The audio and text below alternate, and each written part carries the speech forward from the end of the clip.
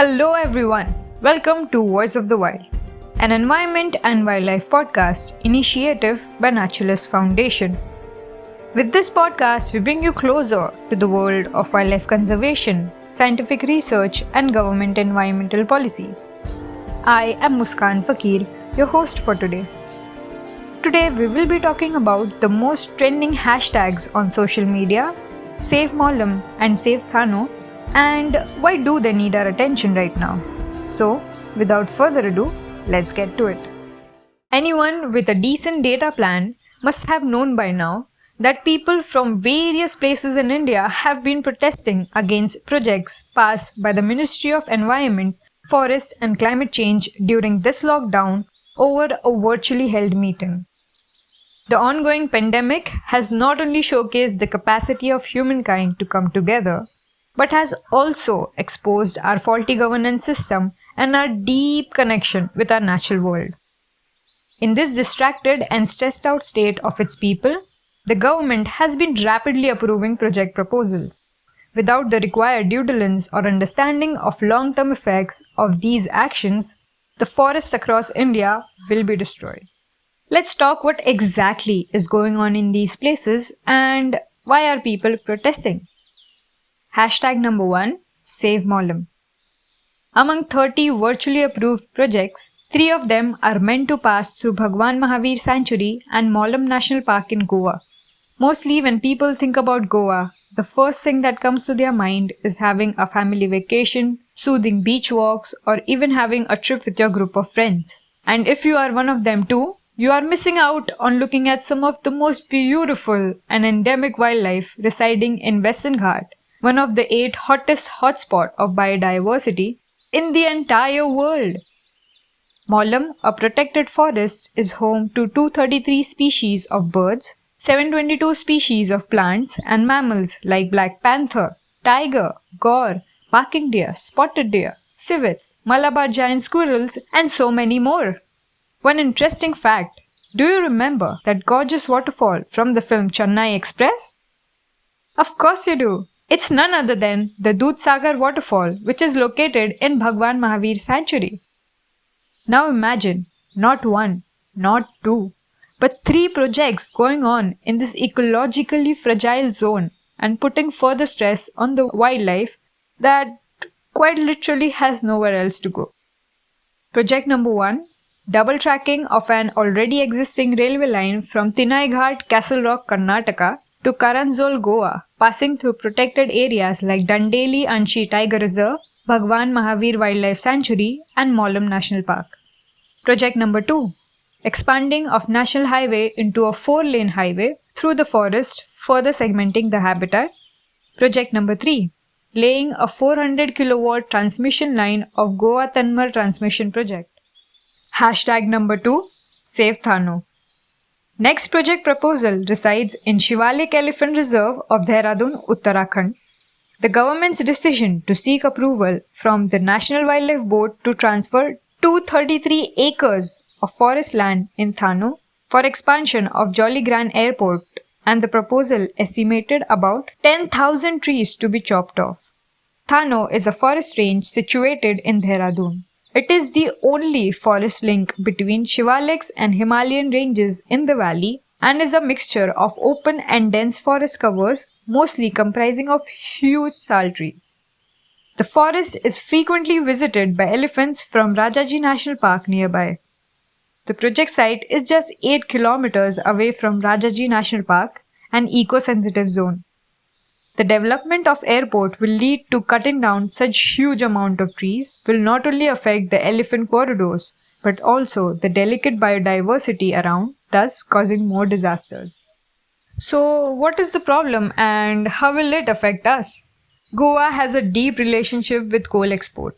Many private companies import coal from Goa through legal and illegal means. Almost 25 million tons of coal is exported annually, which is roughly as huge as a football field.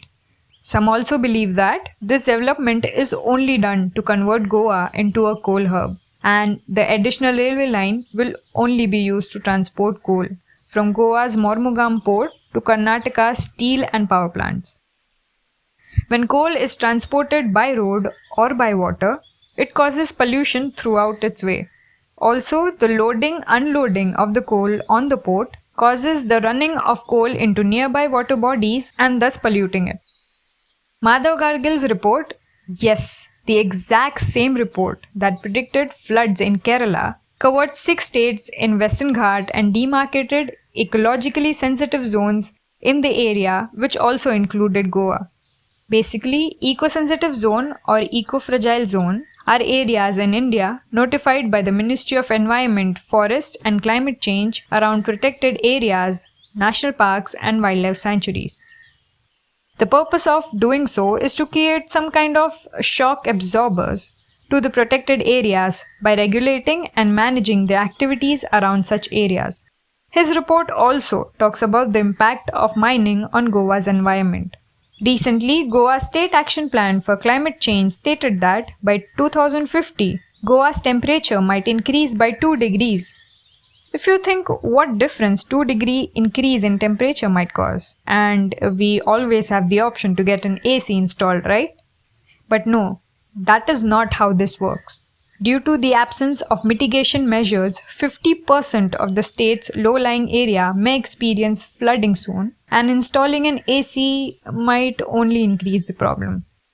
Apart from this, these projects require a massive amount of tree felling, which is approximately estimated to be around 30,000 to 50,000 in Goa and 10,000 in Dehradun. And if you think that this is a fight between development and nature, then you're wrong. It is not just about the environment, but it is about our future. Felling of this huge amount of tree cover will cause deforestation, which will lead to increase in carbon dioxide emissions and soil erosion, as well as the destruction and division of forest land due to projects just a few kilometers away. They have various kinds of mammals, birds, reptiles, amphibians, insects. What will happen to them? Some very rare, endangered and native species to these areas will lose their habitat, which will increase human-animal conflict as they have nowhere else to go, and some of them will also be poached. Also, when humans come in contact with animals, diseases like influenza, rabies, Ebola, Nipah virus, and maybe the ongoing COVID-19 and many more can be spread through human intervention into the wild. India was among the nations who committed to reduce emissions to fight climate change in the Paris Agreement, and we so far are doing a good job. But we are somewhere behind on ditching coal as the entire world continues adapting to renewable energy. And without doing so, future goal is impossible. Initially, India launched an action plan for climate change in 2008. We were among the first 10 countries with plan to fight this crisis. But this got lost somewhere in between. The NAPCC or whatever was planned was rarely ever implemented. The plan was divided under 8 sectors and as of today, all of them are lagging behind. In 2018, India was declared as the 12th most vulnerable countries to climate change impacts. With thousands of annual deaths at a time, it seems important to take a look at the missions under NAPCC and where we stand with each of them.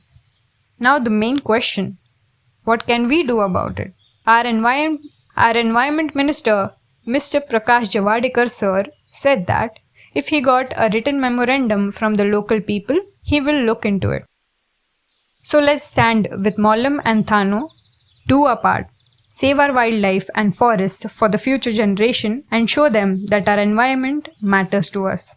We have linked down petitions to be signed to save Mollam, save Thano and implementation of NAPCC. It will only take few seconds. Our future generation need an environment to breathe freely without masks more than anything. In this time of COVID-19, we have all understood the importance of home. Let's not deprive others of it. I hope all of you enjoyed this podcast. We will keep posting such content every week. Please like, share and subscribe or follow us to stay updated. Also, please support us on Patreon to show appreciation towards our young team that creates and provides such informative content.